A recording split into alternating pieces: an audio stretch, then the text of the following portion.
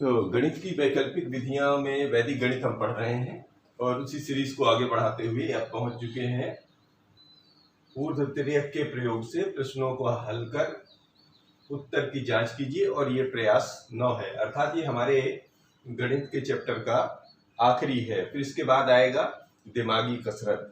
दिमागी कसरत में भी बहुत अच्छे सवाल हैं और वो हम धीरे धीरे एक एक करके हल करेंगे। तो इसको लीजिए, इसमें ये कह रहे हैं कि इसको हल भी करिए ऊर्ध्व तिर्यक से और इसका जांच भी करिए। तो जैसे ऊर्ध्व तिर्यक का मतलब एक बार फिर से समझ लेते हैं। आप चाहे बाएं से दाएं चलिए, चाहे दाएं से बाएं, यानी ऊर्ध्व का मतलब होता है ऊपर नीचे, तिर्यक का मतलब होता है एक बार इधर वाले अंक का, एक बार इधर वाले अंक से, और फिर जो भी बचता है वो ऊर्ध्व का। और ज्यादा संख्याएं बढ़ जाती हैं तो यही क्रम बढ़ता रहता है। तो इसका इस्तेमाल करते हैं यहाँ पर। तो ये रहा। अगर हम यहाँ बाएं से दाएं भी चलते हैं तो क्या क्या निकल के आएगा देखते हैं। तो यहाँ से लेते हैं पहला क्रम, यानी पहला पद। ये क्वेश्चन नंबर 1 है। तो पहला पद क्या बनेगा? ऊर्ध्व। ऊर्ध्व का मतलब होता है, यहाँ पर एक बार लिख लेते हैं, फिर अगली बार से नहीं लिखेंगे। ऊर्ध्व पद। ऊर्ध्व पद क्या बनेगा? इधर से बन रहा है x और इधर से बन रहा है x। ऊर्ध्व पद में कितना है? एक x इधर है, एक x इधर है, इन दोनों का गुणा कर दिया तो x की घात 2। क्यों? क्योंकि इसका भी घात 1 कहलाता है और इसका भी घात 1 कहलाता है। इन दोनों घातों को आधार समान होने पे घाते जुड़ जाते हैं। ये बात समझ रहे हैं? पहले काफी प्रैक्टिस हो चुकी है आपकी। तो x की घाते 1 इसको ऐसे लिख सकते हैं, x की घाते 1 नहीं भी है तो ये अंडरस्टूड रहता है, ठीक है ना, यानी कि 1 और 1 ऐसे रहता है। तो आधार समान तो घाते जुड़ गई, ठीक है। अब आते हैं दूसरा पद जो आएगा मध्य पद। मध्य पद। मध्य पद में क्या आएगा? इसका गुणा इससे, इसका गुणा इससे, यानी कि x का गुणा हो जाएगा 3 से और जुड़ेगा x का गुणा इधर वाले से, x का गुणा 2 से, यानी कि ये बन गया 3x और ये बन गया 2x, अर्थात इससे बन जाएगा 5x। ये जो हमें निकल रहे हैं इनको ब्रैकेट में लिख लेते हैं क्योंकि हमको यही पद उतारने हैं। तो इधर से बन गया 5x, ये पद भी उतार के हमें ये फाइनल आंसर का है। और फिर ऊर्ध्व पद हो गया, मध्य पद हो गया, यानी जिसकी को तिर्यक बोलते हैं। ये जो तिर्यक शब्द आ रहा है, ऊर्ध्व का मतलब ऊपर और ये तिर्यक पद हो गया। अब फिर जो तीसरा स्टेप आएगा, क्योंकि 3 में ही पद में है तो फिर ये भी ऊर्ध्व में आ जाएगा। ये ऊर्ध्व पद। ऊर्ध्व पद में आपकी बार क्या मिल रहा है? 2 और 3। तो इसमें मिल रहा है 2 और इधर मिल रहा है 3, 3 दूनी 6। इसमें तो कुछ करने की आवश्यकता नहीं, ये हमारा मिल गया। अब इसी चीज को उठा के रख दीजिए तो ये ही हमारा इसका आंसर हो जाएगा। यानी कि यहाँ पर आंसर जो बनेगा इसका, ये बनेगा, पहले इधर से बाएं से लिए हैं तो बाएं से ही रख दीजिए। तो x² और धन 5x और धन 6, ये इसके पद बन गए, ये आंसर बन गया। यानी कि ऊर्ध्व तिर्यक के प्रयोग से इसका ये हल हुआ। अब इसका जांच भी कर लीजिए। तो जांच के लिए हम यहीं पर लिख लेते हैं जांच। जांच के लिए क्या किया जाता है कि ये कहलाता है प्रथम पद। तो प्रथम पद के गुणांकों का बीजांक, यानी इनके जो गुणांक है उनका बीजांक में गुणा कर देना है द्वितीय पद के गुणांकों के बीजांक का, और वो बराबर होना चाहिए जो ये आंसर आया है। आंसर मतलब ये गुणनफल के बीजांक, गुणनफल के गुणांकों का बीजांक, ठीक है ना। तो शुरू करते हैं। ये है हमारा जरूरत वाला, यानी प्रथम, एक बार लिख लेते हैं, प्रथम पद के गुणांकों, ठीक है, गुणांकों का बीजांक, ये हुआ। में गुणा कर देना है द्वितीय पद के, कौन से? द्वितीय पद के गुणांकों का बीजांक गुणा करके, और ये बराबर हो जाएगा इधर वाले पद की, मतलब गुणनफल, गुणनफल के बीजांकों का बीजांक। ये बार बार नहीं लिखा हमने, इसका मतलब यही होता है। तो प्रथम पद में क्या क्या है देखिए। प्रथम पद में 1 है और धन 2, ठीक है, ये में गुणा करना है, ये गुणा द्वितीय पद, इसमें है 1 और इधर है 3, ये इसके बीजांक बनेंगे इससे, ठीक है। और इधर द्वितीय पद में ये गुणनफल में इधर 1 है और इधर 5 है और इधर 6 है, यही हुआ ना। तो 2 और 1 3 गुणा ये वाला 3 और 1 4 और इधर आएगा 6 5 11 1 12 है और 4 3 12 है, ये भी 12 है, ये भी 12 है। अभी 12 12 नहीं देखना है, 1 धन 2 होगा ये, क्योंकि गुणांकों का मतलब बीजांक का मतलब होता है एक अंक की संख्या प्राप्त करना। तो 2 1 3 बराबर 3, ये दोनों बराबर हैं, अर्थात उत्तर सही है, उत्तर सही है। ये हल करना है हमको, मतलब सबसे पहले क्या करना है, अब अगले प्रश्न से हम सीधे सीधे कुछ ये सब चीजें जो है नहीं लिखेंगे और ये हल करेंगे, और ये एक आध बार और लिख लीजिए, फिर इसके बाद जो है आप डायरेक्ट लिख दीजिए, ठीक है ना। इस तरह ये इसका हल होगा।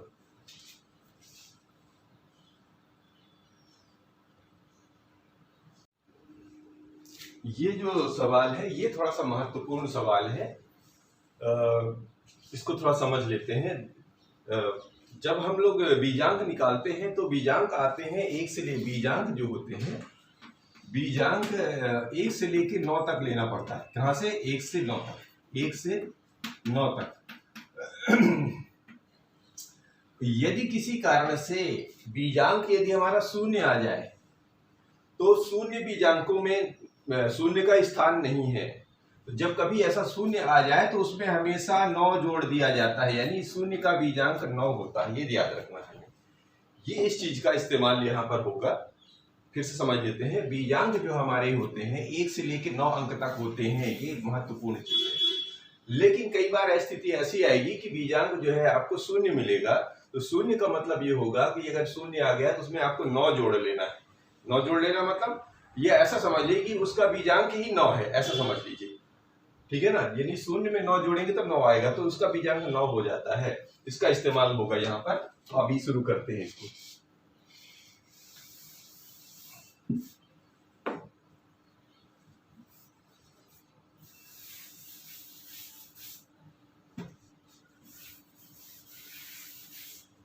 तो देखिए, अब हम ऊर्ध्व तिर्यक नहीं लिख रहे हैं, अब सीधे हल करेंगे। तो जो पहला पद है बाएं तरफ से, ये इधर से बाएं से लें तो इसका इसमें गुणा, ऊर्ध्व का मतलब होता है पहला। तो 2x का पहले x में गुणा ऊर्ध्व पद में कितना बन जाएगा? 2, और x का मतलब हो गया 2 और x का स्क्वायर, ये हो गया पहला पद, ठीक है। दूसरा पद मध्य पद क्या आता है? मध्य पद में क्या होता है? किनारे किनारे का गुणा और इसका गुणा, ठीक है ना, जोड़ के। तो इसका इसमें गुणा करेंगे, यानी 2x का गुणा सॉरी 2x का गुणा 3 में जुड़ेगा x का गुणा ऋण 2 में, x का गुणा ऋण 2 में। तो हल कर दीजिए। तो 3 दूनी 6x और ऋण में धन का गुणा हो गया, ये ऋण, और ये बन जाएगा 2x, अर्थात आंसर आ गया इन दोनों का 6 में से 2 गया 4x। एक तो ये निकल आया, एक ये निकल आया। अब इधर किनारे वाले को ले लीजिए। जो तीसरा स्थिति बनेगी, यानी कि ऊर्ध्व वाला, ये तो ऊर्ध्व, ये से तिर्यक से निकला, और ये इस ऊर्ध्व से दाएं वाले से ऋण 2 गुणे 3, अर्थात 3 दूनी 6, किसका? ऋण का। ये तो हमारा ये हो गया। अब इसका जो है आंसर लिख लीजिए। तो जैसे जैसे क्रम है, हमने बाएं तरफ से लिखा तो आंसर भी बाएं तरफ से लिखिए। तो ये आ गया 2x स्क्वायर, और ये है 3 दूनी 6, 4x। ये 4x धन में है, धन 4x, और ये ऋण 6। अब इसका जांच भी कर लीजिए। ये तो आंसर हो गया इसका, ये इसका आंसर हुआ। अब इसका जांच भी कर लीजिए।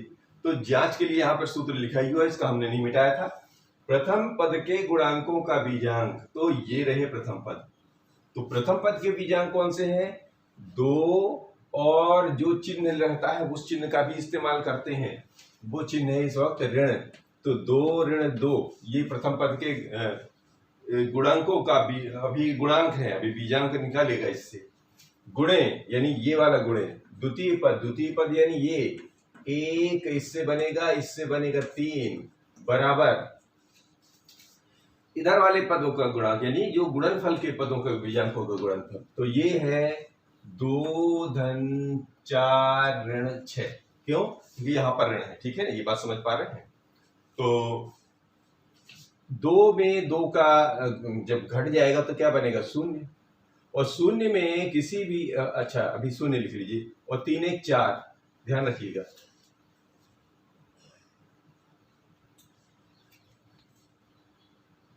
शून्य इस इधर से निकला है, ध्यान रखिए। और इधर से क्या निकल रहा है? 4 2, 4 में 2 जुड़ेगा 6 और इधर से जुड़ेगा ये 6। ठीक है ना। अब किसी भी संख्या में 0 का गुणा वो 0 हो जाता है। इधर भी 6 में 6 का घटा देंगे तो 0 आ जाएगा। ध्यान रखिए 0 बराबर 0 तो आ गया है, लेकिन जो बीजांक निकलता है 0 में 9 जुड़ के और 0 में 9 जुड़ के अर्थात 9 बराबर 9 लिखेंगे। हालांकि आपका काम यहां से चल तो जाएगा, लेकिन जब आंसर आप जहां तक जाएंगे बीजांक की जांच करने के लिए तो यहां तक आपको जाना पड़ेगा कि 9 बराबर 9 तक निकालने के लिए। ये बात आपको ध्यान रखनी है। आंसर तो आपका यहां से दोनों 0 बराबर होगा, लेकिन 0 बीजांकों में नहीं होता, हमें वहां पे 9 लगा के लगाना है। ठीक है। इससे क्या स्थिति बदलती है? वो कई जगह या तो दोनों में इत्तेफाक से कि दोनों में 0 मिल गए, कई बार स्थिति बदलती हुई मिलेगी, इसका ध्यान रखना अपना। तो यहां पर 9 बराबर 9 बीजांक सही है। ठीक है।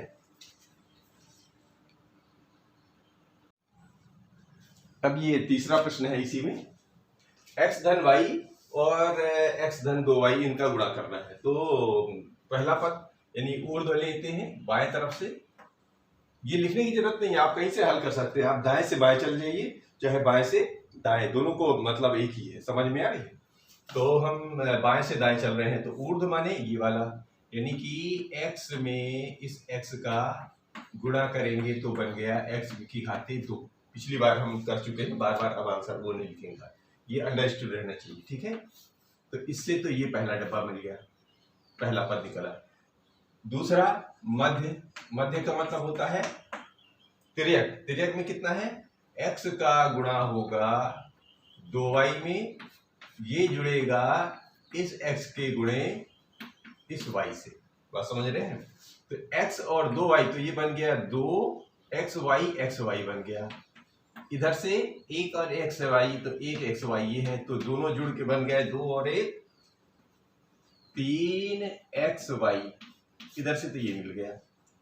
अब क्या है इधर? तीसरा जो है, तीसरा मतलब दाहिना यानी ऊर्ध्व पद। ऊर्ध्व में क्या है? y का 2y से, इस y का गुणा होना है इस 2y से। तो 2 से 2 एकम 2 और ये y की घाते 2। बस समझ पा रहे हैं? अब क्या करना है? इसको रख दीजिए। तो ये रखने पर क्या बन गया? ये इसका जो गुणनफल निकल आया x², इसका निकल आया धन 3xy और इसका निकल आया धन 2y की घाते 2। ये तो हमारा आ गया गुणनफल। अब इसकी जांच कर लीजिए। तो प्रथम पद के गुणांकों का बीजांक यानी ये है, इसका जो है प्रथम पद में है 1 और इधर 1, यानी इधर से बना 2 गुणे, गुणे यानी ये इधर है 1 इधर है 2, ये इधर से। और इधर में क्या क्या है? इधर में है 1, यहां पर है 3 और यहां पर है 2। ये इसके बीजांक है। अब इनका गुणनफल निकाल लीजिए। तो 1 और 2 बन गया 2 और गुणे 2 और 1 3, इधर कितना बन गया? 1 3 4 2 6 और 3 दूनी 6। ये दोनों के बीजांक बराबर है। बराबर है माने उत्तर सही है, यानी कि उत्तर सही है। ये लिखने की जरूरत नहीं है, बीजांक बराबर है यानी उत्तर सही है, होता ही है। ठीक है। ये अब एक और बचा, चौथा वो भी लेते हैं। अब ये चौथा प्रश्न है, इसको भी हल कर लेते हैं। इसमें दिया है 2x ऋण 3y में गुणा करना है 3x धन y का और जांच भी करना है। तो जांच के लिए हमने पद पहले से टर्म लिख रखे हैं, केवल इसको पहले हल करते हैं फिर जांच पे रखते हैं। तो शुरू करते हैं। पहला जो तरीका है यानी कि ऊर्ध्व हम बाएं से दाएं की तरफ चल रहे हैं। ऊर्ध्व में ये लिखने बोलने की इसमें लिखने की जरूरत नहीं, आप सीधे तो हल करेंगे। बस जैसे ही आप पद लिखेंगे तो ये पता चल जाएगा कि किधर से किधर को लिख रहे हैं। तो हम बाएं से लिख रहे हैं यानी कि 2x का 3x में गुणा, ठीक है, ऊर्ध्व लिया तो 3 दूनी 6 और x में x की घाते 2, ये तो ये निकल आया पहला। ये डब्बा पे आपको नहीं लगानी, डब्बे तो हमको केवल इसलिए सेपरेशन के लिए लगा रहे हैं कि वही भी उठा के यहाँ रखना है, ठीक है। अब ये दूसरा जो हो गया तिर्यक पद में क्या आएगा, इस 2x का इस y में, इस 3x का इस ऋण 2y में गुणा और इसको जोड़ देना है। तो 2x का इस गुणे y में जुड़ेगा 3x का ऋण 2y में, 3x का ऋण 2y में गुणा, ठीक है जी। तो 2x का y में गुणा हुआ तो बन गया 2xy। और ध्यान रखिए इस पूरे पद का धन, ये धन है ये ऋण, तो ये पूरा बन जाएगा यहाँ पर ऋण, ठीक है। तो 3 दूनी 6 और ये x और y, इसका मतलब हो गया कि ये 6xy में से ये 2 घटेगा लेकिन चिन्ह इसका रहेगा, क्योंकि जो बड़ा होता है। तो इधर से ऋण आ जाएगा, 6 में से 2 गया 4xy, ये इधर से तिर्यक पद से आ गया। अब ये जो है ऊर्ध्व पद अभी बचा है, इसको भी निकाल लीजिए। ऊर्ध्व पद में क्या है, ऊपर नीचे, तो इधर है ऋण 2y और गुणा होगा इस y का, ठीक है। तो जब धन, ये वाला धन पद ये ऋण पद, तो जाहिर है कि आंसर ऋण में आएगा और y में y का गुणा अर्थात y की घाते 2। तो ये जो है यहां पर अभी 2 लिखना, तो 2y की घाते 2, ये हमारे गुणनफल निकला। अब इनको असेंबल कर दीजिए, तो ये इसका आंसर आ गया। इधर से आया है 6x² और इधर से आया है ऋण 4xy और इसमें से आया है ऋण 2y की घाते 2। अब जांच भी कर लीजिए। तो जांच करते हैं। तो प्रथम पद के गुणांकों का बीजांक, प्रथम पद के गुणांक है 2 और ऋण 2, ठीक है, में गुणा होना है। ये गुणा होना है द्वितीय पद, द्वितीय माने ये वाला, इधर है 3 और इधर है 1, गुणांक 1 है और इसका हिसाब किताब बनना है ये जो गुणनफल से। तो गुणनफल के बीजांक है इधर 6, इधर ऋण 4 और इधर ऋण 2, ठीक। तो 2 में 2 घटेगा 0, गुणे 3 में 3 में 1 जोड़ेंगे तो 4 और ये 6 और 4 में 2 गया, 4 और 2 ऋण के जुड़ जाएंगे 6, ठीक है। तो 4 में से 0 का गुणा करने से ये भी 0 और ये भी 0, लेकिन हमें 0 नहीं रखना है क्योंकि बीजांक 0 नहीं होते हैं। तो हमें क्या करना है, 0 में 9 और 0 में 9 अर्थात 9 बराबर 9, बीजांक बराबर अर्थात उत्तर सही है, उत्तर सही। इस तरह ये हमारा प्रयास 9 पूरा होता है और कल मिलते हैं दिमागी कसरत के सवालों के साथ जो कि प्रतियोगी परीक्षाओं में पूछे जाते हैं। आप उनसे जितना बढ़िया प्रैक्टिस कर लेंगे उतना आपके लिए अच्छा होगा।